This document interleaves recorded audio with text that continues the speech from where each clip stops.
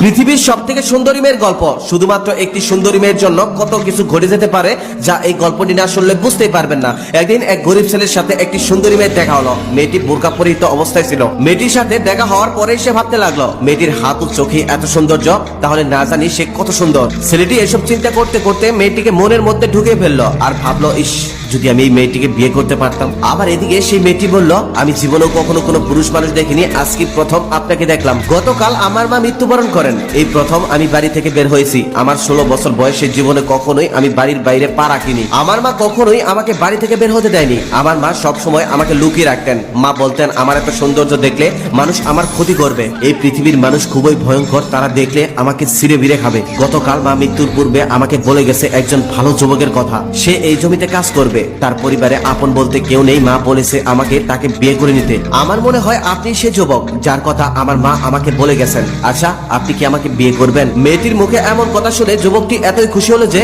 সে আবার জিজ্ঞেস করলো, আচ্ছা, আপনি কি সত্যি আমাকে বিয়ে করতে চান? মেয়েটি তখন বলল, আমি মিথ্যা কথা বলি না, কারণ আমি কখনোই মানুষের সাথে ওঠা বসা করিনি। আমি শুধু মায়ের সাথে ওঠা বসা করেছি। আমার মা কখনোই আমাকে মিথ্যা শেখায়নি। তারপর খুবই পর্দা অবস্থায় মেয়েটি ও ছেলেটির বিবাহ হলো। বিয়ের দিনও খুবই পর্দার অবস্থায়, পর্দার আড়ালে তাদের বিয়ে হলো। বিয়ের দিনেও কন্যাকে কেউ দেখতে পারেননি, কারণ চারদিক কালো কাপড় দিয়ে ঢেকে রাখা হয়েছিল। যেমনটা ওই মেয়ে বলেছিল, কেউ কখনো ভাবতেও পারেনি ওই সাধারণ ছেলেটি এত সুন্দর একটা মেয়েকে বিয়ে করবে। কেউ কখনো কল্পনাও করতে পারেনি। ছেলেটি বাসর রাতে ঘরে ঢুকতে দেখলেন তার চাঁদ মাখানো নতুন স্ত্রী ঘোমটা দিয়ে বসে আছে। সেদিন রাতে ওই যুবকটি একটুও ঘুমাতে পারেনি। সারা রাত তার স্ত্রীর চাঁদ মাখানো মুখ দেখে রাত কাটিয়ে দিছে। পৃথিবীতে এত সুন্দর মেয়ে আর দ্বিতীয়টি নেই, তার এমনটাই মনে হয়েছিল।